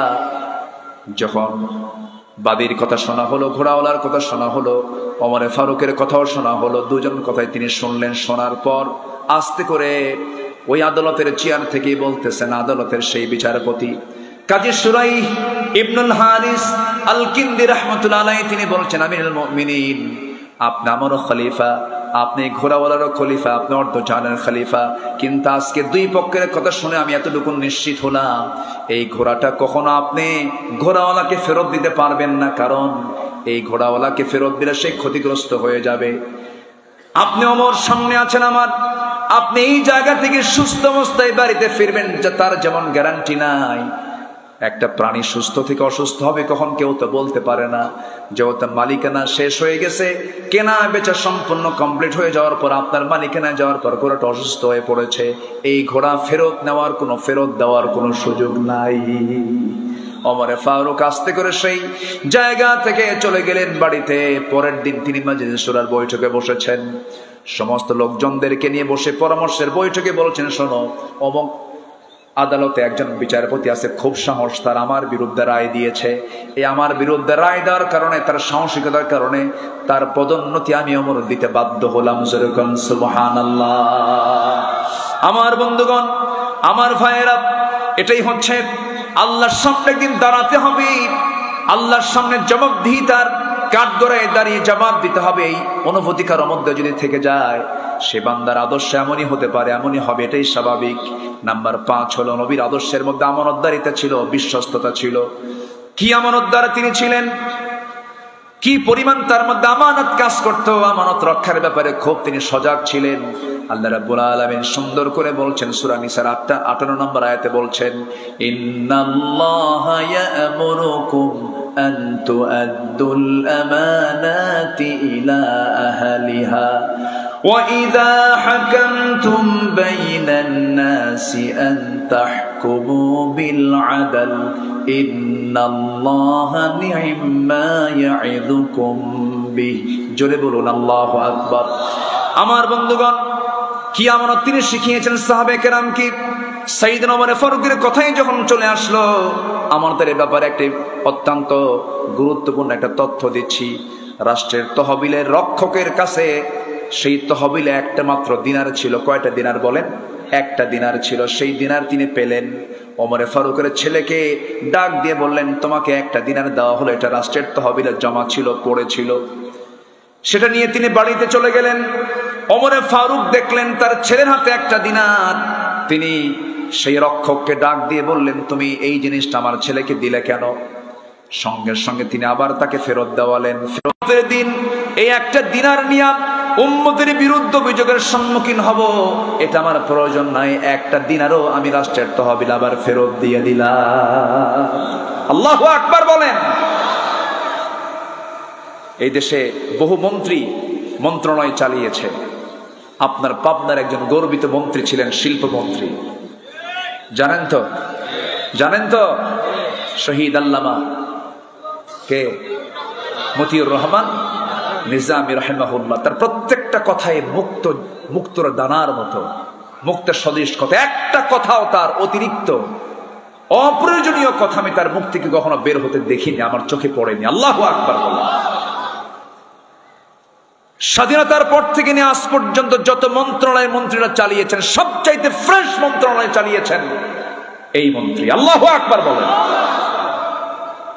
যখন ওরা দেখলো এই লোকগুলো যদি ক্ষমতার মসনদে চলে যায়, এই দেশ তো দক্ষিণ এশিয়ার শ্রেষ্ঠ দেশে রূপ নেবে, সেদিন থেকে ষড়যন্ত্র শুরু হয়েছে। ষড়যন্ত্রকে রুখে দাঁড়াতে হবে, সাম্য ইসলামী নেতৃত্ব গড়ে তুলতে হবে, আদর্শ নেতৃত্ব গড়ে তুলতে হবে।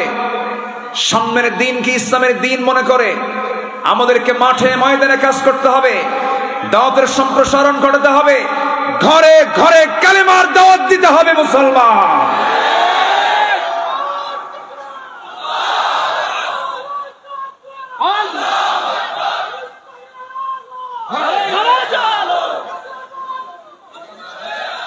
আল্লাহ কবুল করুন, জোরে বলি আমিন। সাইয়েদনা ওমর ফারুক রাদিয়াল্লাহু তাআলা আনহু একদিন কি আমানত দেখেন। এক প্রদেশের গভর্নর তার কাছে আসছেন, তিনি খোঁজ নিলেন বাইতুল মালের কি খবর, গরিবদের কি অবস্থা, সব কি ঠিক মতো বন্টন টন্টন হয়েছে কিনা। এবার উল্টা এখন গভর্নর প্রশ্ন করছেন ওমর ফারুক, আমিরুল মুমিনিন, আপনার পরিবারের কি অবস্থা, আপনার গায়ের যে সেরা জুতা, সেরা জামা, এই যে সেরা তালিযুক্ত জামা পরে আছেন, জীর্ণ শীর্ণ করে বসবাস করছেন, আপনার পরিবারের খবর কি, আপনি কিভাবে চলছেন, আপনার ক্ষুধার্ত সন্তানদের কি অবস্থা। এই প্রশ্ন করা মাত্রই, আগে প্রশ্ন ছিল হলো রাষ্ট্র সংক্রান্ত, এই প্রশ্নের জবাব দিয়ে তিনি রাতের বেলা বসেছেন বৈঠকে গভর্নরের সাথে ওমর ফারুক রাদিয়াল্লাহু তাআলা। চট করে এই প্রশ্ন যখন করেছেন গভর্নর, যে বাতি জ্বলতেছিল সেই বাতির নিচে বাতি জ্বলে কি দিয়া, তেল দিয়া, আর তেলটা থাকে হচ্ছে, তেলের ভিতরেই থাকে কি, ওটা কি বলে এলাকায়, পোলতা, মানে একটা, আচ্ছা পোলতা বলে, স্থানীয় ভাষায় কি বলে, সলতা পোলতা, যাই হোক যেটাই হোক, খাবুল হয়তো মাহালুকা।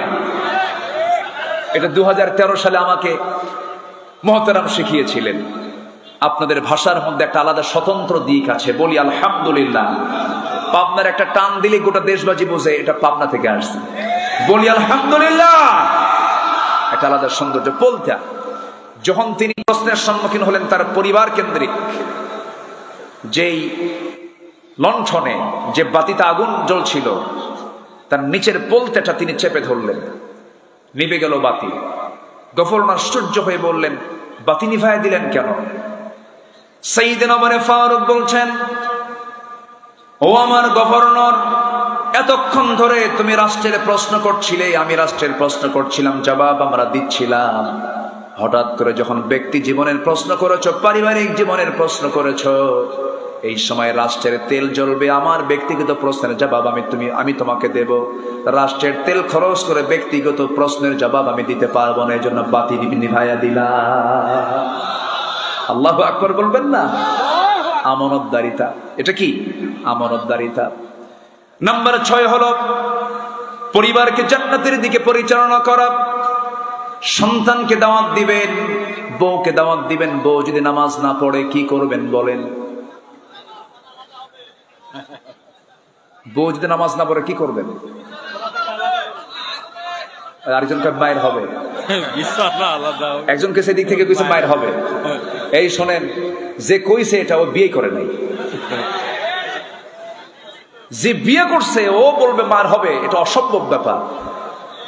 বউকে ভয় করে না এমন স্বামী দুনিয়াতেই নাই। দেখেন জোরে কয় ঠিক, ছোট বাচ্চা এই যে কি বুঝলো আল্লাহ জানে। জি, বউকে কে না ভয় করে? ভয় তো না, এটা সম্মান। বউ স্বামীকে ভয় করে, স্বামীও বউকে ভয় করে, সম্মান করে। এই সম্মান শ্রদ্ধা যদি না থাকে সংসার টিকবে? টিকবে না। বউয়ের সঙ্গে আপনি রাগারাগি করে পারবেন না তো।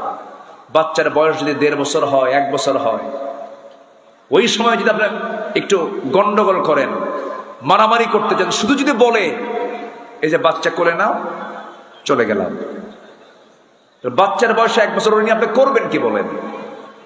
ওই বাচ্চাকে যদি আপনাকে একদিন দায়িত্ব দেওয়া হয়, কয় আছাড় যে খাবে আল্লাহ জানে। উপায় তো নাই, কোনো উপায় নাই। এই জন্য রাসূল স্ত্রীদের সঙ্গে খুব মিলেমিশে কথা বলেছেন, কখনো কাউকে ধমক দিয়ে কথা বলেছেন এমন কোন রেকর্ডই নাই মুহাম্মদ সাল্লাল্লাহু আলাইহি ওয়াসাল্লামের জীবনে। কি জান্নাতি পরিবার ছিল তার, আল্লাহু আকবার। মেয়েদেরকে আদর করতেন, মেয়েদেরকে স্নেহ করতেন, পরিবারকে আগলে রাখতেন, প্রচুর সময় দিতেন, নাতিপুতিকে টানতেন। মেয়েকে বিয়ে দিয়েছেন বলে হেরে যান নাই, হেরে ফেলেন নাই, মেয়েদের বিয়ে দিয়ে কাছে টানতেন। 3 দিন পার হতে দিতেন না, ফাতিমার বাড়িতে গিয়ে রাসূল বসে থাকতেন। জোরে বলি সুবহানাল্লাহ। দাওয়াত দিতেন সবচেয়ে বেশি আমার রাসূল, বাইরে না ভিতরে? ভিতরে। বউদেরকে কাছে টানতেন, সন্তানদের কাছে টানতেন, কারণ আল্লাহ রাব্বুল আলামিন বলেন, ইয়া আইয়ুহাল্লাযীনা আমানু কু আনফুসাকুম ওয়া আহলিকুম নারাও ওয়াকুদুহান নাস ওয়াল হিজারাহ। হাদিসে এসেছে আমার রাসূল রমজান মাসে সারা রাত জেগে থাকতেন, নিজে এবং পরিবারকে সাথে করে নিয়ে। كان رسول الله صلى الله عليه وسلم إذا دخل العشر أحيا الليل وأيقظ أهله وجد وشد المئزر।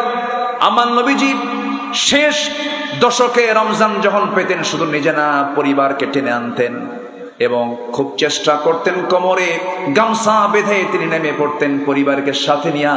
কার কাছে কান্না করতে? আল্লাহর কাছে কান্না করতে। নাম্বার 7 হলো বান্দার হক।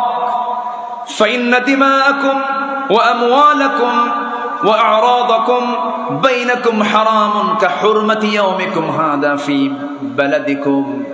নিশ্চয় তোমাদের রক্ত, তোমাদের সম্পদ, তোমাদের সম্ভ্রম পরস্পরের জন্য হারাম তিনি করে দিয়েছেন কে?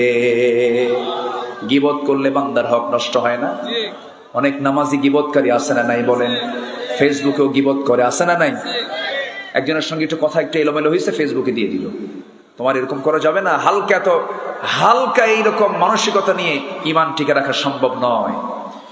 বর্তমান যুগে গীবতের প্রচার বেশি, অপরের সম্মান নিয়ে সিনেমিনে খেলা হয়, হিংসা করা হয়। এগুলো হচ্ছে বান্দার হক নষ্ট করার বড় একটা মাধ্যম। অবলীলা এগুলো চলছে। রাসূল কড়া হুঁশিয়ারি দিচ্ছেন, এই সমস্ত কাজ ঈমানদার কখনো করতে পারে না। আল্লামা ইকবাল আফসোস করে বলছেন, तुम हो अफ्स में ग़ज़बनक ओ अफ्स में रहीम, तुम खता करो खता भी वहाँ पोशो करीम। তারা ছিলেন দয়ার আকর, তোমরা সবই হিংসকাজী। তারা ছিলেন ক্ষমাশীল, আর তোমরা চলো দোষটি খুঁজি। আমরা সংকীর্ণ হব না উদার হব? সংকীর্ণ হব না উদার হব? নাম্বার 8 হলো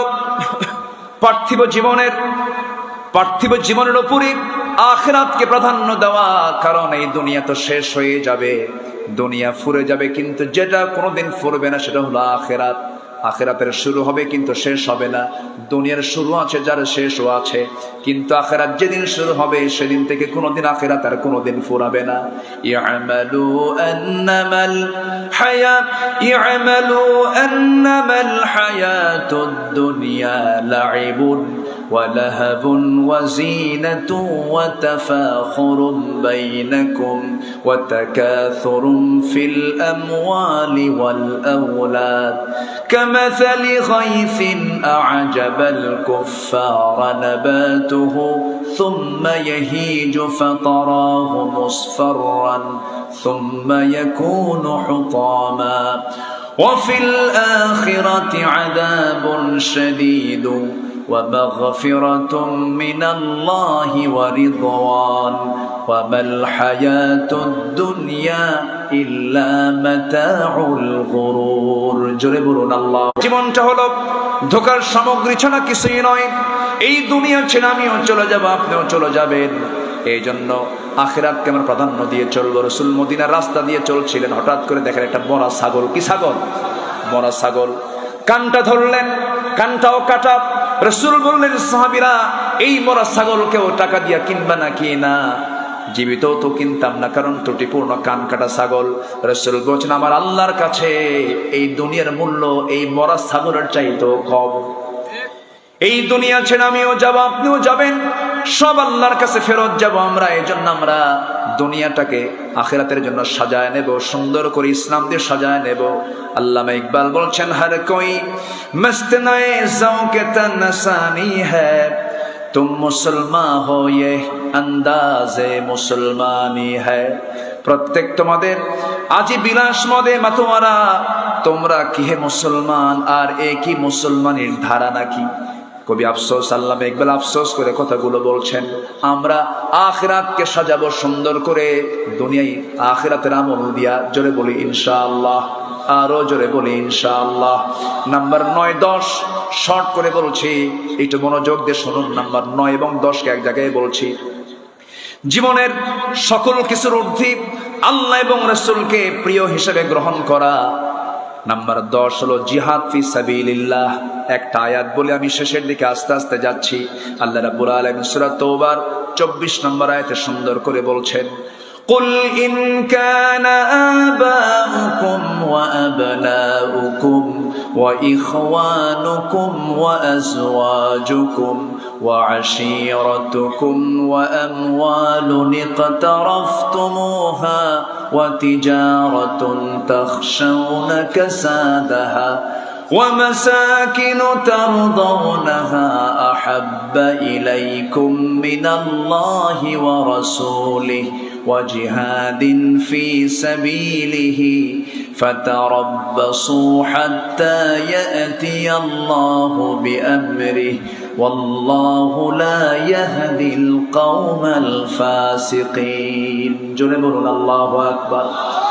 8টা জিনিসের চাইতে রাসূলকে বেশি প্রিয় মনে করতে হবে, জিহাদকে বেশি মহব্বত করতে হবে, জিহাদকে বেশি প্রাধান্য দিতে হবে। নাম্বার 1 পিতা, নাম্বার 2 সন্তান, নাম্বার 3 স্ত্রী, নাম্বার 4 হলো গোত্র, নাম্বার 5 হলো সম্পদ অর্জন করেছো, ব্যবসায় লাগিয়েছো, এরপরে তোমাদের বাসস্থান, এরপরে আল্লাহ রাব্বুল আলামিন বলছেন এই সমস্ত জিনিসের চাইতে সবচেয়ে বেশি প্রিয় হতে হবে 1 নাম্বার, তিনি কে? জোরে বলেন তিনি কে? আল্লাহকে বেশি মহব্বত করতে হবে, রাসূলকে বেশি মহব্বত করতে হবে। আমার নবীজির জীবদ্দশায় আমার নবীজি হাবিব বিন যায়েদ রাদিয়াল্লাহু আনহুকে মুসাইলামাতুল কাজ্জাবের কাছে পাঠালেন, চিঠি দিলেন, চিঠির মাধ্যমে চিঠি হাতে দিয়ে তাকে পাঠায়া দিলেন। মিথ্যা নবীর এই দাবিদার মুসাইলামাতুল কাজ্জাব সম্মান তো করলই না, তাকে গ্রেফতার করলো। গ্রেফতার করে উল্টা তাকে বলে ফেললো, চাপ দিল, আমি শেষ নবী, আমাকে তোর মানতে হবে। হাবিব বিন যায়েদ তিনি বললেন, জীবন দেব, ঈমান দেব না। আল্লাহু আকবার বলেন, আল্লাহু আকবার বলেন। শেষ পর্যন্ত তাকে বাধা হলো, 2 হাত পা বেঁধে হাত কাটা হলো, পা কাটা হলো, টুকরো টুকরো করে দুনিয়া থেকে বিদায় করা হলো। হাবিব বিন যায়েদ বললেন, শহীদ হতে প্রস্তুত আছি, নবীজির নবুয়তকে অস্বীকার করার ক্ষমতা আমার নাই। আল্লাহু আকবার বলেন। এই হচ্ছে রাসূলের প্রতি মহব্বত এবং ভালোবাসা। আসুন আমরা এই 10টি পয়েন্টের আলোকে আমরা আমাদের জীবনকে সুন্দর করে ঢেলে সাজাবো, নবীর আদর্শে আমরা উজ্জীবিত হব। এই হোক আমাদের প্রত্যয়, এই হোক আমাদের সিদ্ধান্ত। আল্লাহ রাব্বুল আলামিন আমাদের সবাইকে কবুল করুন, জোরে বলি আমিন। আমি অনেক কষ্ট দিয়েছি, তাই না? কষ্ট পেয়েছেন মনে হয়। আগামীকাল মাহফিলের শেষ রজনী, সবাই আসবেন না ইনশাআল্লাহ? আমার অনুজ আমির হামজা, মুফতি আমির হামজা, তিনি আসবেন, জোরে বলি ইনশাআল্লাহ। সম্মানিত ভাইয়ের, আমি সবার কাছে একটু উদাত্ত আহ্বান জানাবো। কিছু লোক উঠে গেছেন, বয়স্ক লোক ছিলেন, আমি সবার কাছে উদাত্ত আহ্বান জানাবো। মাহফিল কমিটির কিছু ভাই আপনার কাছে যদি যায়, এই যে মাহফিলের প্যান্ডেল, প্রচার প্রসার খরচ আছে না নাই বলেন তো? আছে। একটু ব্যাগ যাবে, যদি কিছু দিতে বলা হয় দিবেন না আপনারা? একটু দয়া করে যেখানে টাকা আছে সেখানে হাত দেন, অন্যের পকেট না কিন্তু, আবার নিজের পকেটে একটু হাত দিয়ে যে যা পারি আমরা দিল থেকে সবাই দেব, জোরে বলি ইনশাআল্লাহ। জিকিরের তালে তালে কোথায় ব্যাগগুলো কোথায়? হ্যাঁ, কাপড় যাচ্ছে, সবাই নেমে পড়েন, কাপড় যাচ্ছে, হলুদ দোয়ার মধ্য দিয়ে